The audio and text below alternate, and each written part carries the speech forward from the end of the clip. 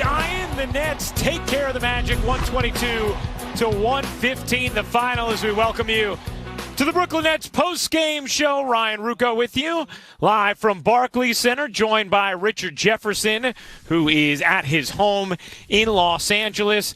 Richard, Harden, Durant, we know it's a stars league, and wow, was their performance special tonight. What stood out most to you about the win in Harden's debut?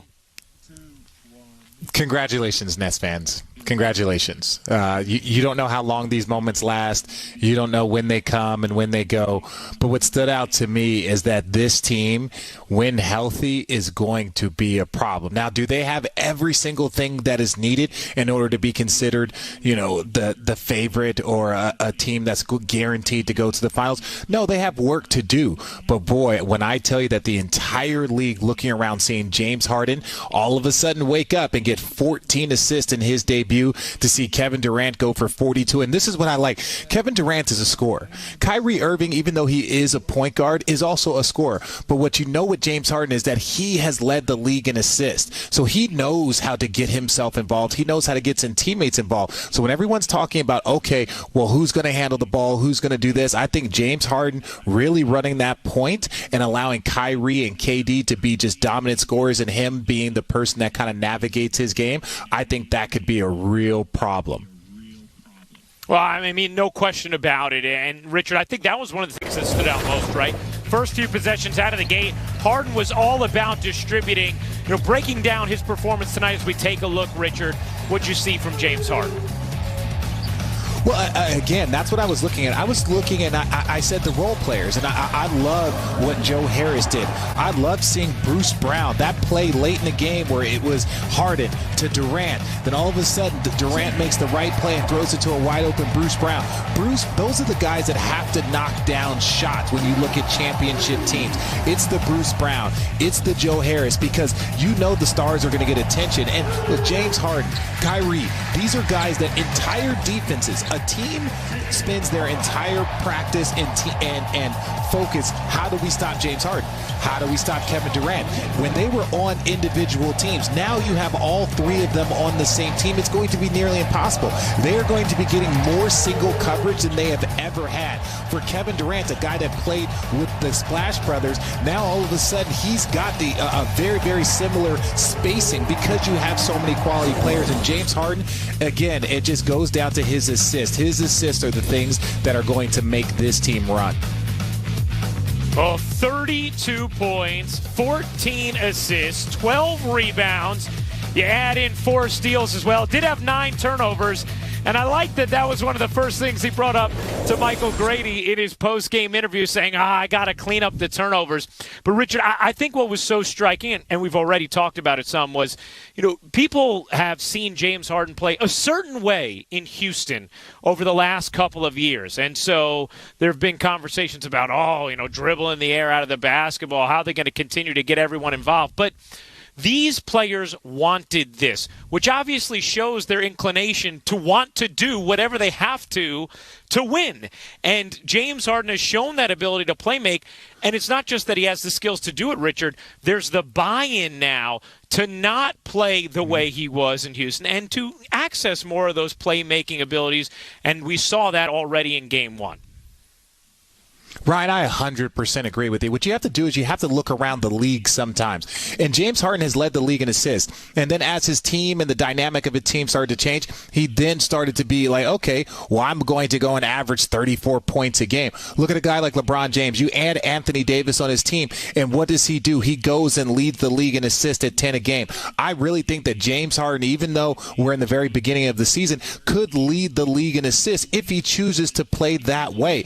And so when you ask James, like, James, what is your goal? Sometimes it's to be the leading scorer. Sometimes it's to be the MVP. These guys that are on this tier, when you talk about Kevin Durant and Kyrie Irving and James Harden and LeBron James, they can adjust their game. It's all a matter about what they want to do on the basketball floor. So if you tell James, like, James, we need you to average 25 and 10, or we need to average 26 and 11, he can go and do that, and pretty much with ease, especially with the arsenal around him. So I think this was a quick message to everyone on this team, everyone in this league, that, look, they're going to be able to move the ball. They're going to be able to score. The next step that we're going to be talking about is how do they play that high-level team defense that's going to be needed when you're talking about the postseason.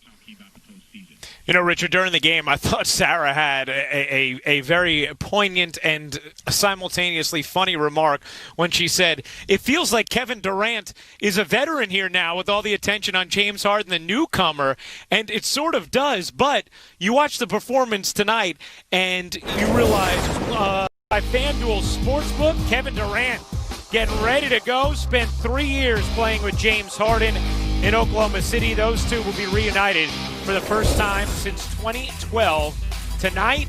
And are they in the starting lineup together? Oh, you bet they are. The starters, Durant and Harden, joined by Joe Harris, DeAndre Jordan, and Jeff Green, as Michael Grady just told us. Kyrie Irving still not back. Could be back Monday, depending on how he ramps back up to basketball activities. But, Richard, what do you think about this Nets starting five and the way it looks tonight with Harden and Durant both in there? Honestly, that looks like a lot of firepower to me. I'm actually really, really excited.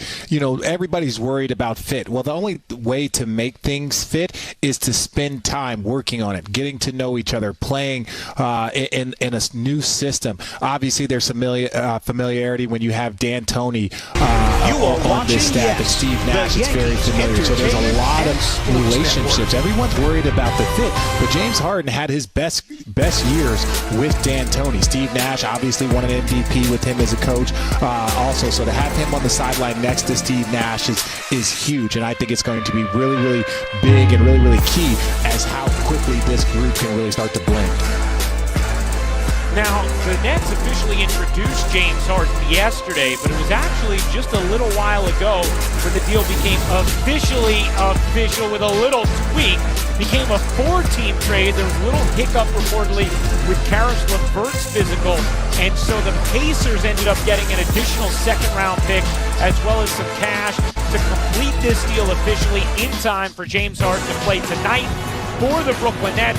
The man who orchestrated it all for Brooklyn and has brought them Durant, Irving, and Harden, Sean Marks, sat down one-on-one with our Michael Grady. All right, Sean, first things first. Is it now championship or bust in Brooklyn? The jersey is hanging.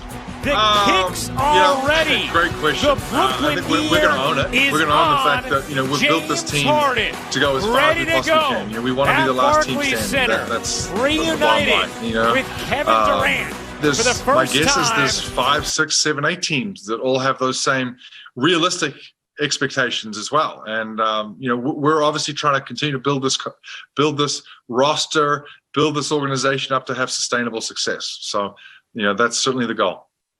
Take us back. Do you remember when you had your very first conversation with the Rockets about James Harden? We're always checking in. My role and our front office's role is to always get the temperature of the league. So we're constantly checking in with a variety of different teams. I think on the James Harden front, we might have had a conversation maybe 2 or 3 weeks ago.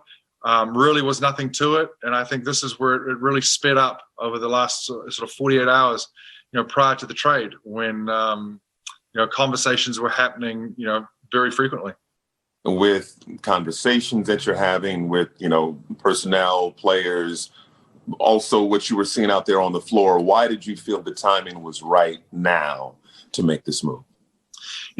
They're difficult decisions, and I'm not going to shy away from it. When you have to move the players that we did, and a huge thank you to Jared and Karis and Torian and Rhodey for all that they've done, for their time with the Nets, and they will be sorely missed without a doubt. So you have to weigh, everything that those guys brought, the fiber that they were a part of, and the fingerprints of this organization that they've all put all over here.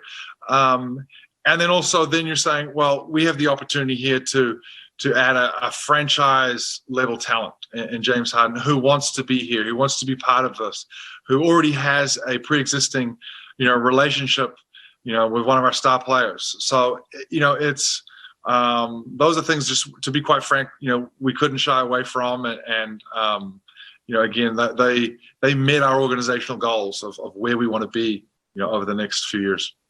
Sean, you came to Brooklyn without any draft picks to work with and built the franchise to where it is right now. How much trepidation was there on giving away so many picks in this deal? Yeah, absolutely. We certainly think about that. We're weighing, the cost of doing business. At the end of the day, I think I have utmost faith in our scouting department, our front office, who has shown in the past, the resilience and fortitude to go out and find players, to develop players and so forth. And we're going to have to do this again. And regardless of whether we had made this trade or not, that's always the goals of this organization.